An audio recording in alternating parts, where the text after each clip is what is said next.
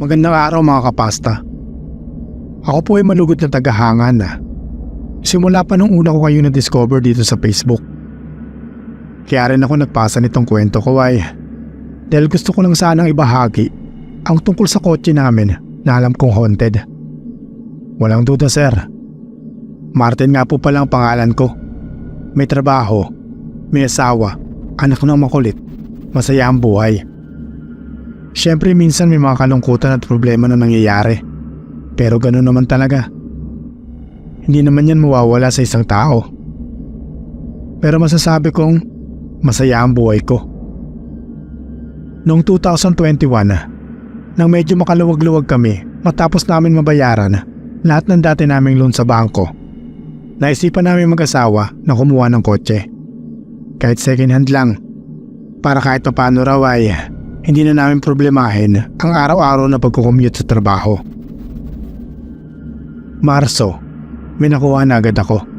Galing sa isang kakilala na mapagkakatiwalaan naman. Galing sa isang pamilya yung kotse. Nalugoy yung negosyo ng pamilya. Kaya isa sa mga nabenta sa ari-arian nila ay yung kotse. Hindi ko na kayo lulunurin sa impormasyon ng kotse na nabili ko. Pero para lang ma-imagine nyo, Ford Focus yung kotse. 2007 model na kulay gray. Okay naman siya nung una. Pagkatapos namin maipabilis sa simbahan, ay nagamit na agad namin sa long ride yung kotse. Tuwang-tuwa nga yung anak ko kasi may brum-brum na raw kami. Pagkalipas ng ilang linggo, tsaka lang namin naramdaman ang paminsan-minsang pagluloko ng kotse. Gaya nung one time na abala ako sa kwarto. May tinatapos na paperworks nang bigla akong marinig ang pag-andar ng makina sa labas. Noong una siyempre naisip ko baka may dumating na kotse sa labas ng gate. Lumabas ako at pagdating ko sa garahe, nakabukas yung headlight ng kotse ko. Umaandar kahit wala namang tao. Takang-taka ako kasi sino naman ang gagawa nun? Tiyanik ko yung loob. Walang tao. Walang susi kasi nasa akin yung susi. Pinuntahan ko sa kwarto si Mrs. Imposible namang siya yun kasi tulog na tulog siya. Yung anak naman namin, alam kong hindi rin siya yun kasi kahit magsuot nga ng seatbelt hindi siya marunong magpaandar pa kaya ng kotse. Dahil nga rush yung ginagawa ko, inalis ko na muna sa isip ko yung nangyari. Matapos ng 3 araw, nangyari na naman. Nasa sala kaming 3, nanonood ng movie. Sabado yun, kaya family night namin. Bigla naming narinig ang pag-andar ng makina ng kotse. Nagkatinginan kami ni Mrs. Tumayo agad ako at lumabas. Pagtingin ko sa garahe, iba na yung posisyon ng kotse. Parang umandar siya ng konti pa kanan. Napamura talaga ako sa sarili. Nakaramdam na ako ng konting takot. Kasi paano mo ba ipapaliwanag yun? Sabi nung kaibigan kong medyo expert din sa kotse, hindi naman daw aandar ng ganun yun kung walang sino man ang magbubukas nito sa loob. Kinuha ko agad sa loob yung susi at saka ibinalik sa dating pwesto yung kotse. 1 linggo pa ang makalipas, si Mrs. naman ang nakaranas ng kababalaghan na may kinalaman sa kotse. Nagising daw siya alas 12 ng gabi. Umihi siya sa banyo tapos uminom ng tubig. Habang nakaupo raw siya dun sa kusina, nakita niya na parang may ilaw sa labas. Siyempre sumilip siya sa bintana para tignan. Bukas na naman daw yung ilaw ng kotse. At doon sa loob ng kotse, may 2 lalaki raw na hindi niya masyadong maaninag ang muka dahil nga sa ilaw ng headlights. Dumiretso siya sa kwarto namin. Ginising niya ako. Tapos kinuwento yung nakita niya. Siyempre ako naman, una kong naisip, baka magnanakaw. Paglabas namin ni Mrs., may 2 tao nga sa kotse. Sumigaw ako, sabi ko, "Tatawag ako ng pulis!" Hawak ko yung baseball bat namin sa loob ng bahay. Biglang bumukas yung magkabilang pinto ng kotse. Tsaka parang usok na nawala yung 2 lalaki na nandun sa loob. Tapos namatay din yung ilaw ng kotse. Takot na takot kami ni Mrs. dahil sa mga pagpaparamdam na yun. Pareho namin alam na minulto yung kotse namin. Halos isang buwan din namin hindi ginamit yung kotse na yun. Kinontak ko ulit yung kakilala ko na nagbenta sa akin ng kotse. Tinanong ko siya kung pwede bang makipag-swap sa ibang kotse na binibenta niya. Buti naman at pumayag. Sa ngayon, iba na tong kotse na nasa amin. Pinabless na rin namin ito at halos 2 years na rin namin itong pagmamayari. So far, wala naman kaming nararamdaman na masama sa kotse na to.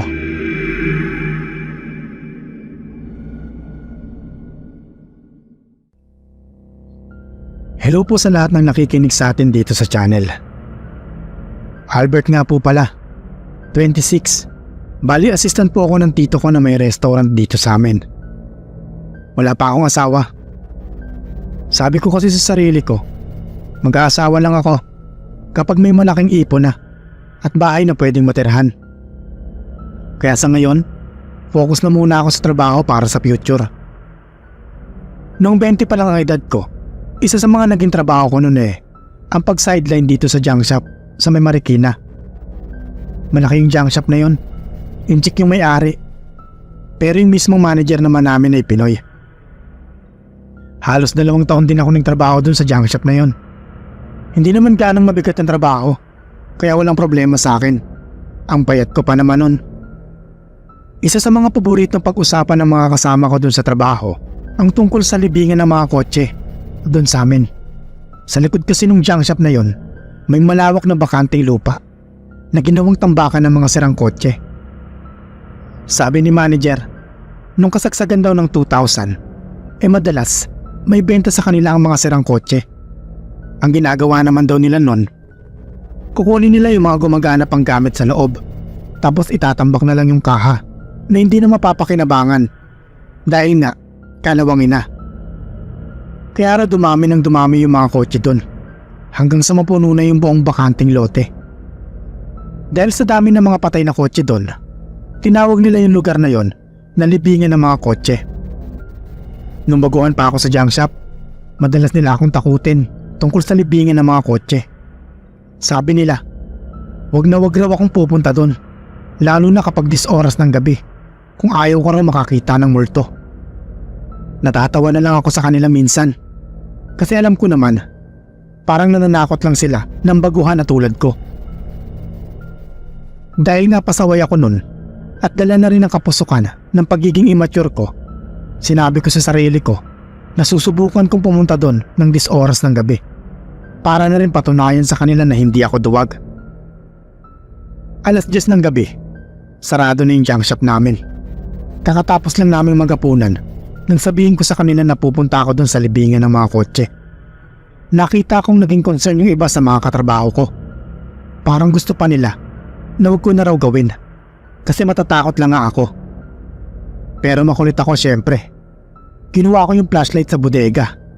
Paglabas ko doon sa likod ng junk shop, walang sumama sa akin. Lahat sila nagpaiwan sa loob. Naglakad na ako papunta doon sa mga sirang kotse. Sa umaga, parang ang tahimik ng lugar na yun. Pero nung gabing yun, pakiramdam ko may mga kumakaluskos sa iba't ibang direksyon. Naisip ko, baka mga daga lang. Bawat gumagalaw na bagay tinututukan ko ng flashlight. Pero wala naman. Habang papasok ako ng papasok doon sa hilera ng mga sirang kotse, palamig ng palamig yung pakiramdam ko. Pagdating ko doon sa dulo, sabi ko sa sarili, yun na yun? Umikot ako. Naglakad pabalik sa junk shop. Saka ako narinig na may sumisit-sit sa akin. Una kong inisip, tinatakot lang ako ng mga kasama ko. Kaya di ko na lang muna pinansin. Pero di pa rin tumitigil yung mga pagsit-sit. Kaya lumingon na ako sa kaliwa ko. Nakita akong sobrang daming anino na nagtatago dun sa mga sirang kotse. Yung iba ay nasa loob, nakaupo sa driver's seat o sa passengers. Yung iba naman nakatayo lang sa labas. Pero lahat sila nakatingin sa akin. Ang dami nila, lampas 10, lampas 15. Tumakbo ako pabalik dun sa junk shop namin nang hindi na nag-iisip. Itinula ko yung pinto. Tapos dumiretso doon sa mga kwarto namin. Pagpasok ko, nandun nga yung mga kasama ko sa trabaho. Lahat sila nakatingin sa akin. Sabi nung isa kong kasama, ang kulit ko raw kasi. Sinabi nang may mga multo doon sa libingan ng mga kotse. Ilang araw talaga akong hindi nakatulog nun. Pero kalauna naman nawala din yung takot ko. Talagang iniiwasan ko nang mapadpad doon sa likod ng junk shop, lalo na kapag gumagabi na. Nang makahanap ako ng maayos sa trabaho, nag-resign na ako at lumipat. Pero kahit ilang taon pa siguro ang lumipas, kahit tumanda ako, hindi ko makakalimutan yung nakita ko doon sa likod ng junk shop.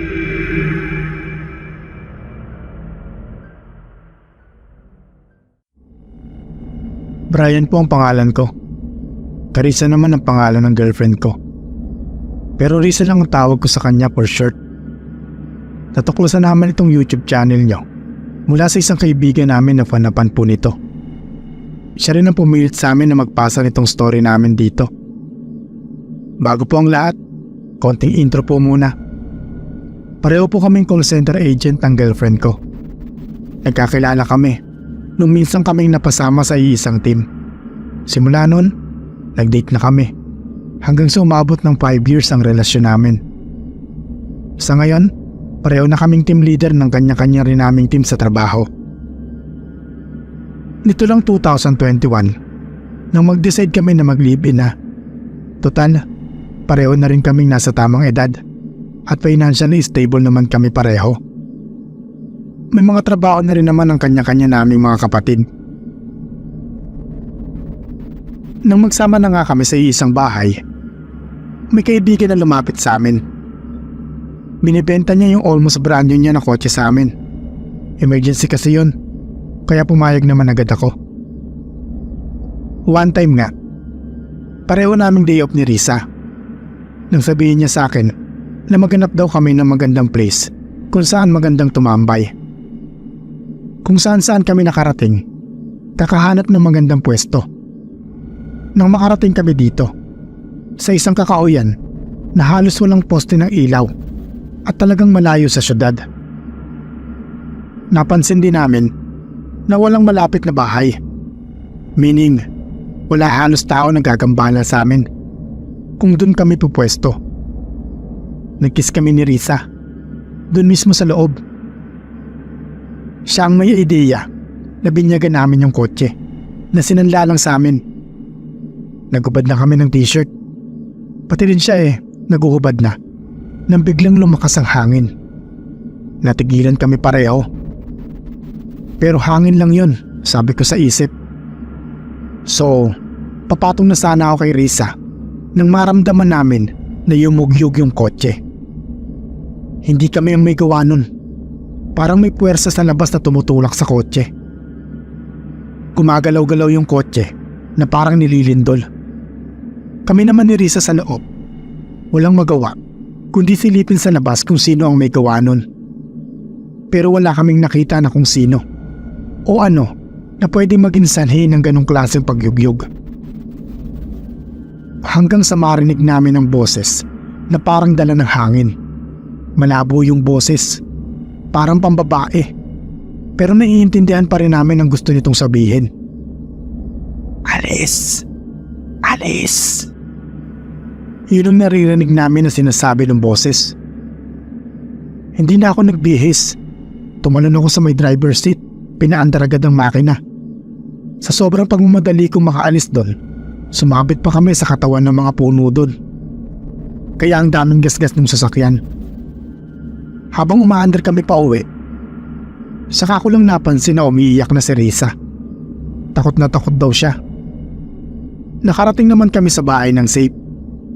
Sabi nung ilang kaibigan na napagkwentuhan namin, baka raw mga malignong bantay ng gubat yung may gawa nun. Kung ano mang klaseng nilalang yung nagparamdam sa amin, wala na akong pakialam. Ayoko na lang sigurong maulit pa yung ganong klaseng experience. Yun, salamat po sa mga nakinig sa istorya na to.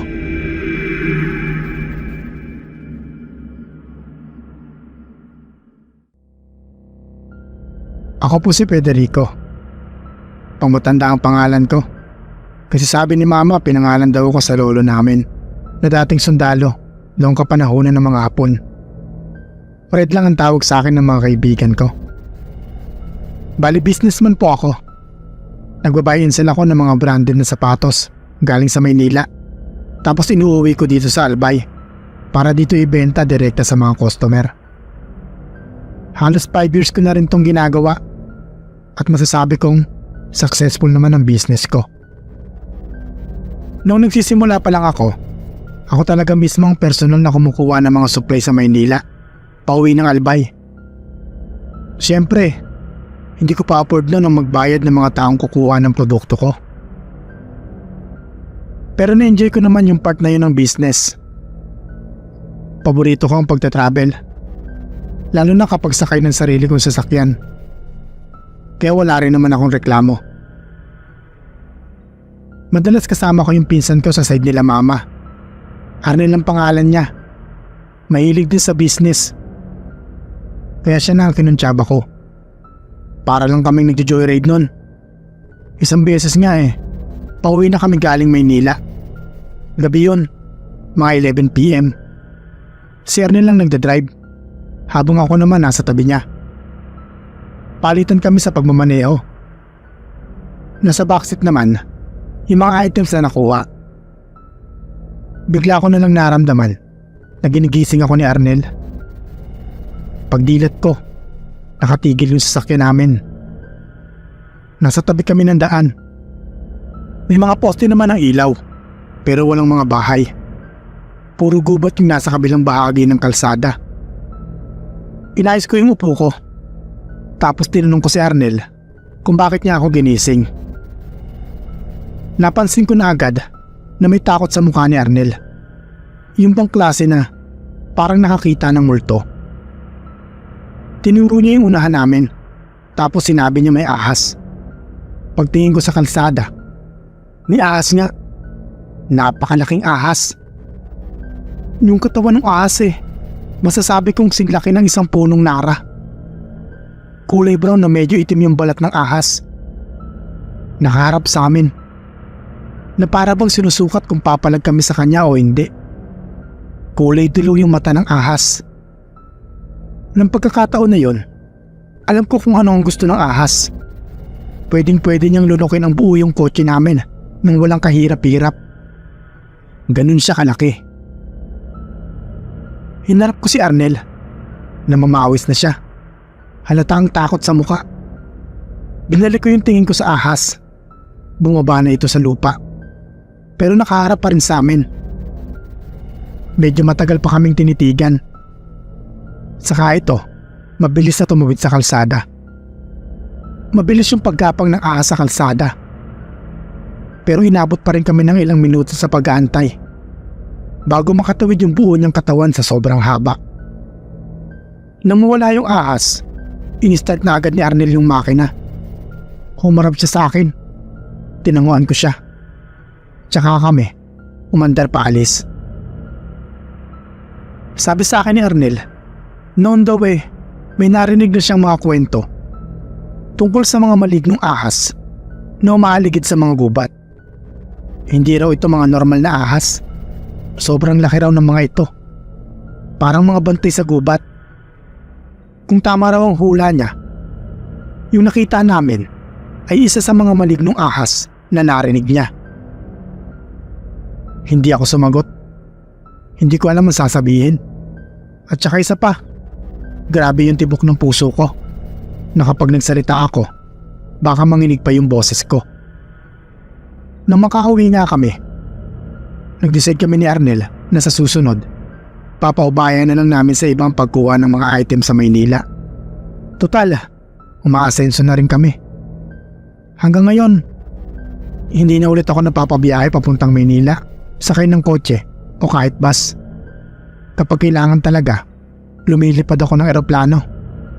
Ewan, siguro na-trauma na rin. Salamat nga pala sa nakinig dito sa kwento ko. Sa susunod siguro, magsasubmit pa ulit ako ng kwento.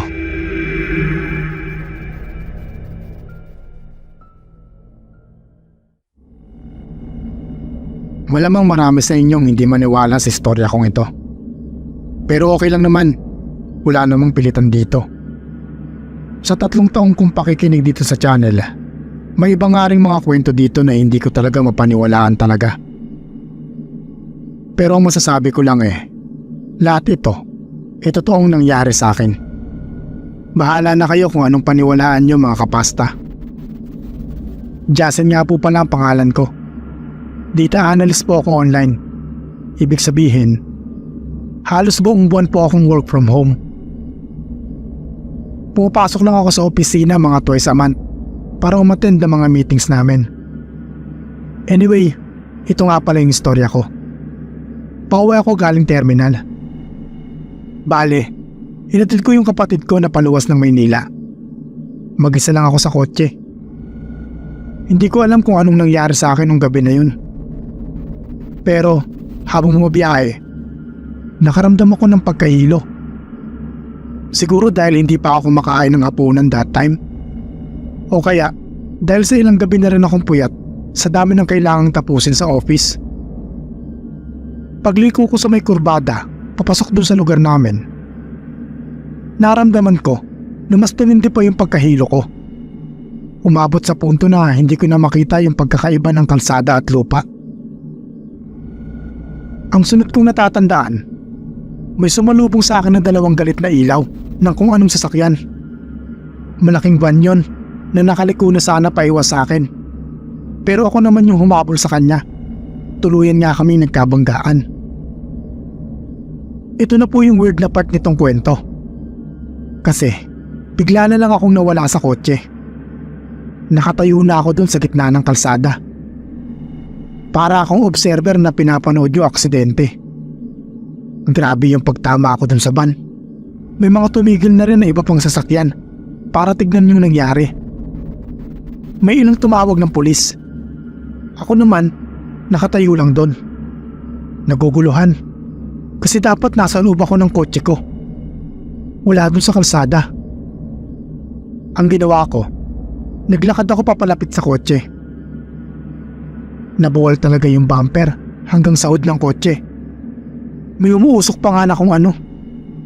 Pagtingin ko sa driver's side, nandun yung katawan ko. Nakasalampak sa may manibela yung katawan.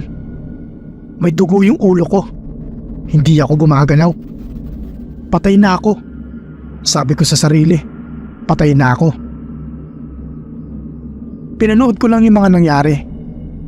May dumating na mga pulis, tapos ambulansya. Tinabi nila yung mga sasakyan namin.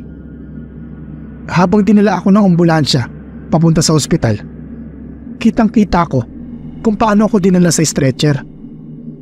Nilagyan ng suwero saka oxygen mask, tapos ipinasok sa emergency room. Ang sunod kong alaala, nasa hospital bed na ako, nakahiga. Pagdilat ko, bumungad sa akin sila mami at daddy, pati yung 2 kong mas nakababatang kapatid. Lahat sila tuwang-tuwa na makita akong nagkamalay.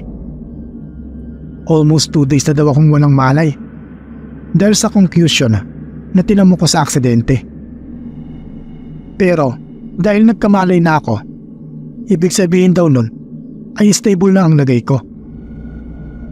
Laking pasasalamat ko talaga sa Diyos na binigyan pa ako ng ikalawang tsansa sa buhay. Pero habang nagpaparecover ako sa ospital na yon, isa lang ang bagay na hindi mawala sa isip ko. Paano ko napanood yung mga nangyari sa akin matapos akong maaksidente? Siyempre naparesearch na rin ako. Maaari raw na astral projection ang nangyari sa akin. Ibig sabihin, pansamantalang humiwala yung kaluluwa ko sa physical kong katawan sa hindi malamang dahilan. Hindi ko pa ito na ikikwento kahit kanino, kahit sa mga magulang ko o sa girlfriend ko. Ewan, para sa akin, hindi ka panipaniwala itong kwento na ito. Kaya sabi ko, dito ko na lang siya ikukwento. At least, nailabas ko na rin ang bagay na matagal ko nang gustong ibahagi sa ibang tao. At siya nga pala, sa susunod na buwan, ang ika-6 na anibersaryo ng aksidente ko. Laking pasalamat ko talaga. Buhay pa ako hanggang ngayon.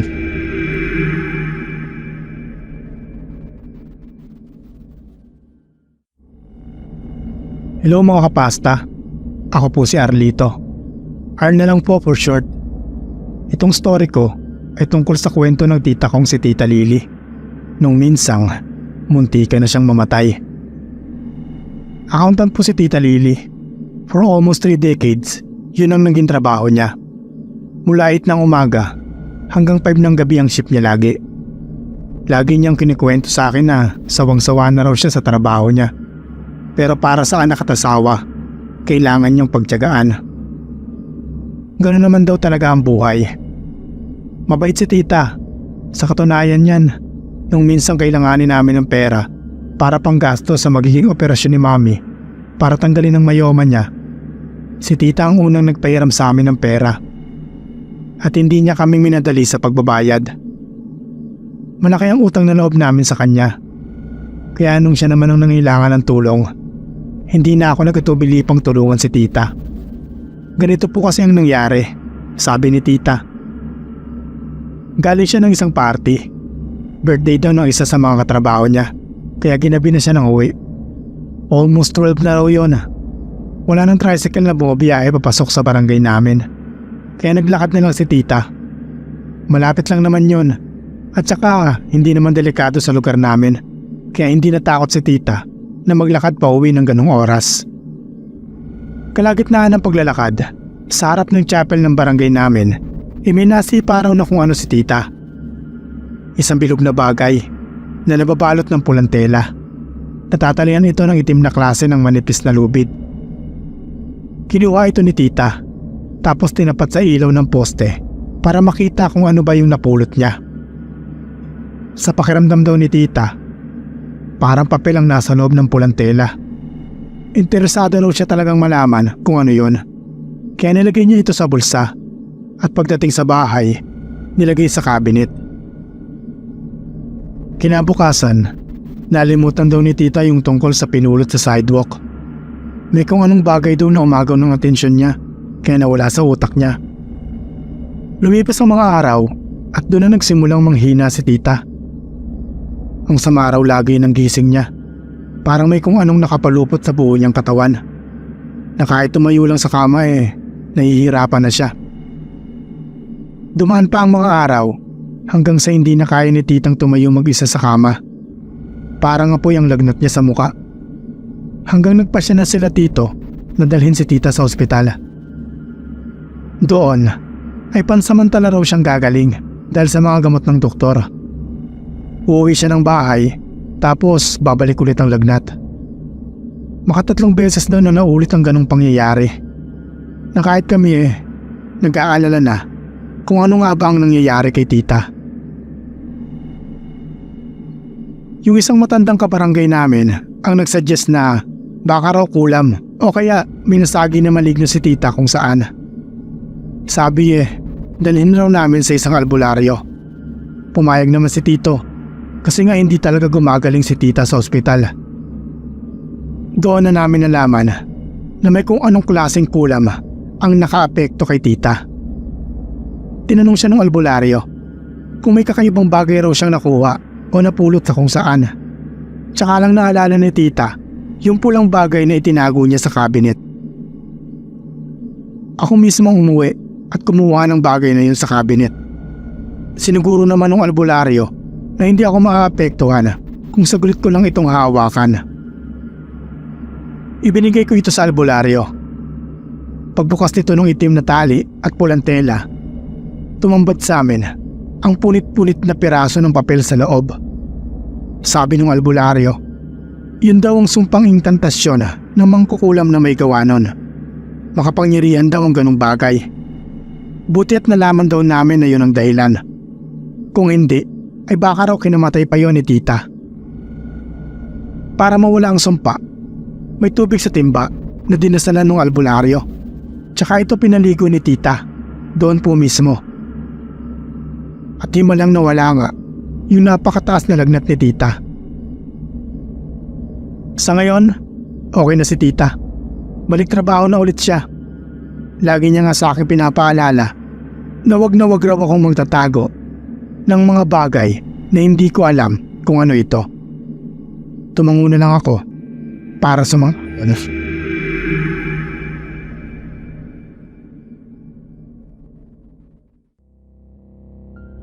Ako po si Rocky. Almost 3 years na akong fan itong channel nyo. Recently lang po ay may nangyari sa akin na alam kong magugustuhan ng mga kapasta natin na nakikinig ngayon. Dahil sa trabaho ko, nadestino ako sa may Masbate kung saan kailangan kong manatili doon for 2 weeks. Okay lang naman sa akin. Total, gusto ko rin na nagtatravel paminsan-minsan. Yung company ko mismo ang kumuha ng hotel na tutuluyan ko. At pagbaba namin sa van na nagkatid sa amin doon sa hotel, una ko agad napansin yung sobrang gandang sidewalk kung saan pwede akong mag-jogging ting umaga bago gawin ng mga trabaho. Isa kasi yun sa mga naging hobby ko simula nang nahilig ako sa pagsali sa mga marathon. Sumunod na araw, yun agad ang ginawa ko. 4:00 pa lang, medyo madilim pa, nakasuot na ako ng attire ko sa pagja-jogging. Minadaanan akong maliit na cafe at umorder muna ako ng isang coffee at donut bago nagpatuloy sa pagja-jogging. 3 days na, halos normal naman ang lahat. Sa ika-4 na araw, may nakasabay ako ng isang matandang lalaki na nagja-jogging din. Halos parehas ng oras sa akin. Nung unang 2 beses ko siyang nakasabay, hindi ko na muna pinansin.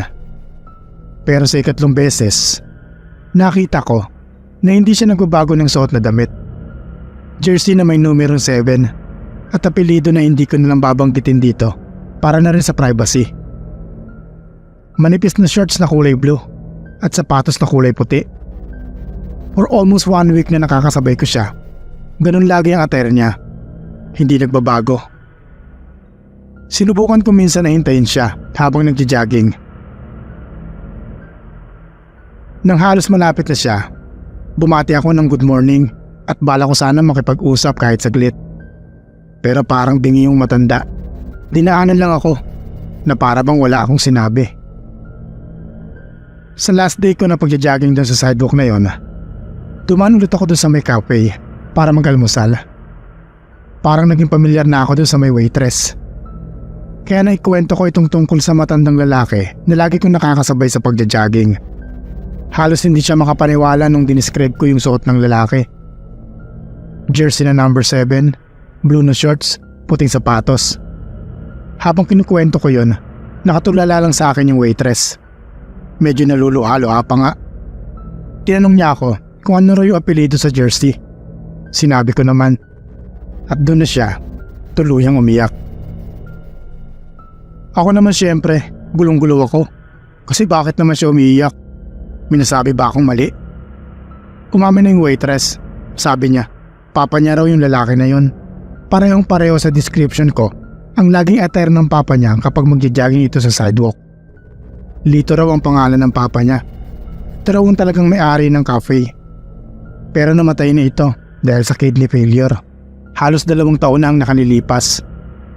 Kaya sa kanya na naiwan yung cafe. Sabi sa akin ng waitress na may-ari pala ng cafe, sana raw magpakita rin sa kanya yung papa niya kahit 1 beses lang.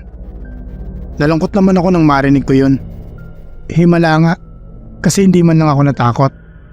Siguro dahil hindi naman ako nakakaramdam ng masamang intensyon doon kay Lito na lagi kong nakakasabay sa pagja-jogging. Nang makabalik ako sa bahay, tinuloy-tuloy ko pa rin ang pagja-jogging ko ng madaling araw. Yun nga lang, mas nagiging attentive lang ako sa mga nakakasabay ko.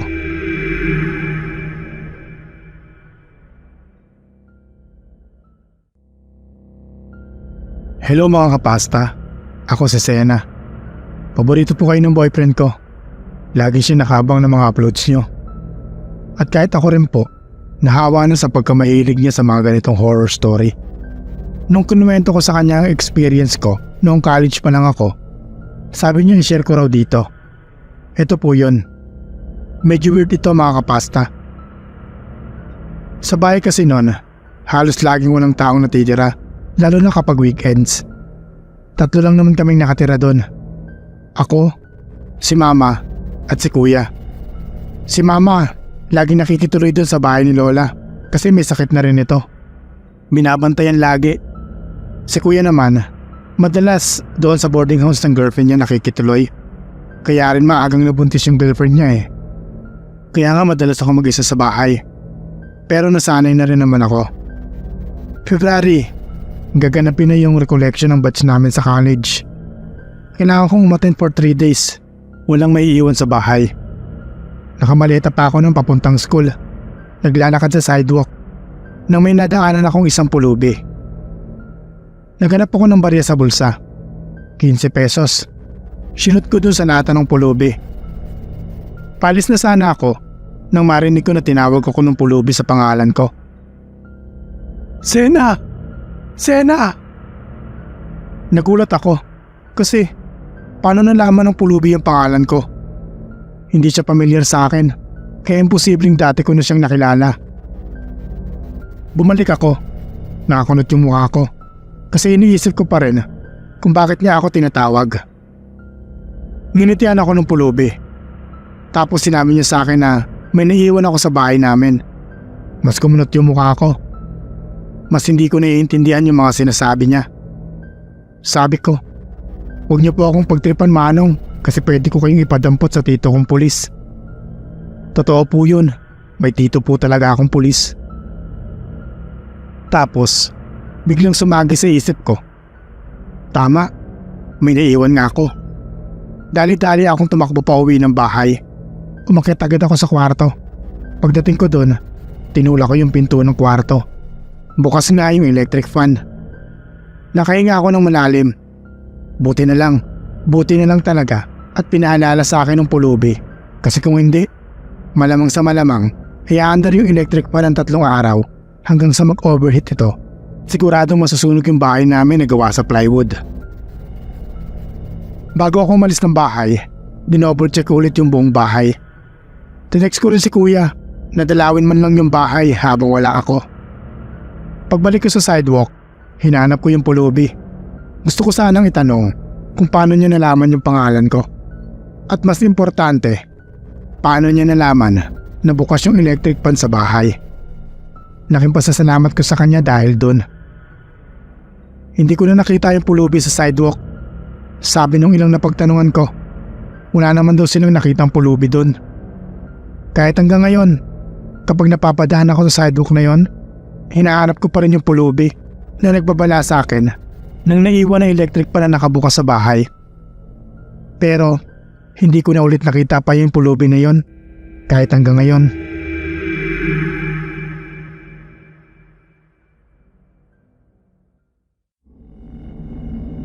Magandang araw sa mga kapasta nating nakikinig.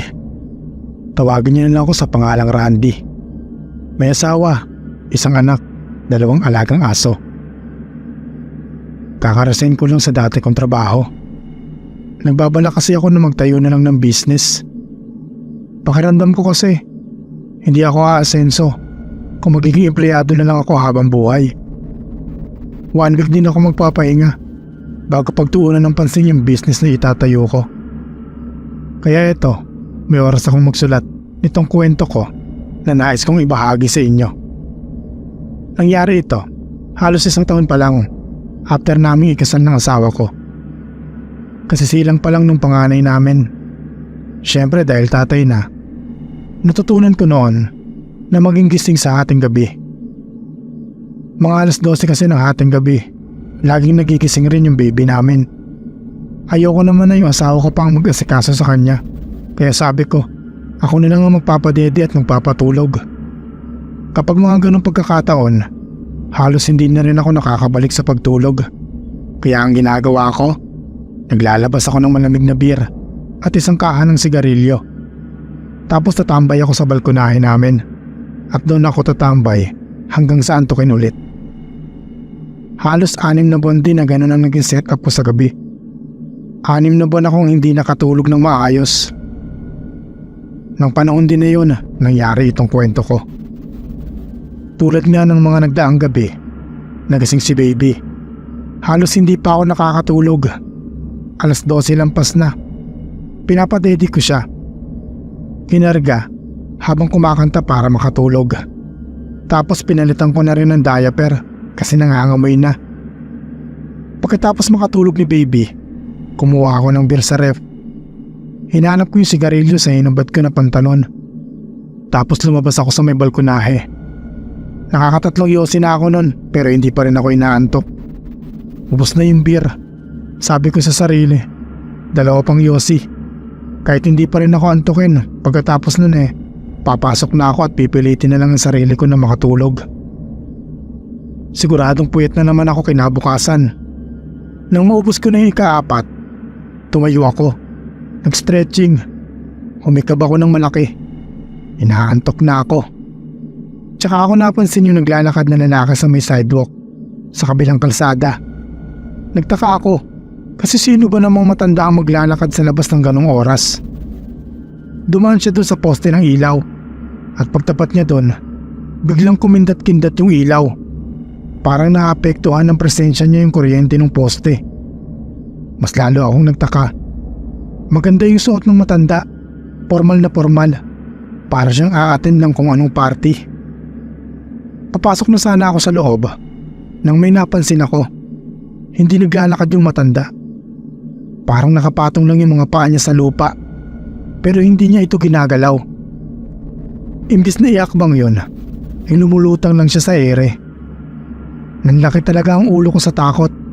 May pumulupot sa puso ko na sobrang kaba. Naglakad ako daan-daan papunta sa gate. Sinilip ko yung matanda na nasa 2 bahay na lang ang layo sa akin. Hindi nga siya naglalakad.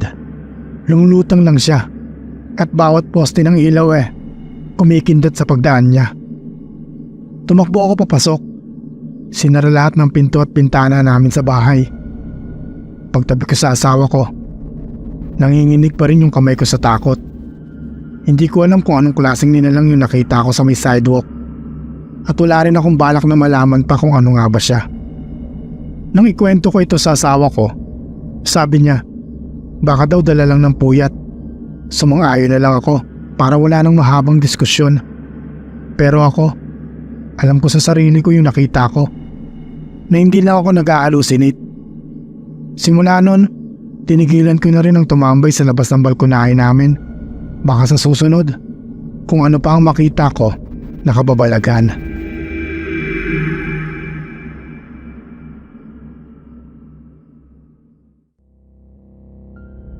Hello mga kapasta. Sana may sama po itong kwento kong ipinasa sa susunod na upload. Jeric po, taga Laguna. 28 years old na. Matagal na rin noong nangyari itong kwento ko. Nag-aaral pa ako noon. Bale dito kasi sa amin sir, tumungtong lang ng 8:00 ng gabi. Nagsisiuwian na yung mga pedicab at tricycle na namamasada sa kalsada. So kung uuwi ka ng ganong oras, kailangan mo talagang maglakad papasok sa inyo.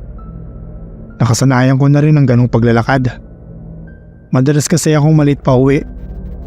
Usually, dahil nakikitambay ako sa bahay ng kaklase ko na may computer shop sa gilid.